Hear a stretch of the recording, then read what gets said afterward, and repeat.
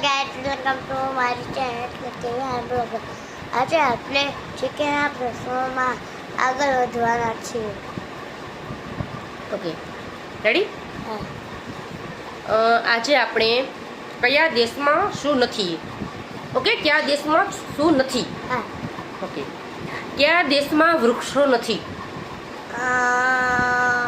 Greenland. શું? Greenland. Greenland. Okay, કયા દેશમાં પ્રધાનમંત્રી નથી?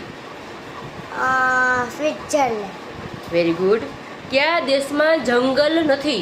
કતાર. કયા દેશમાં મસ્જિદ નથી? ભૂતાન.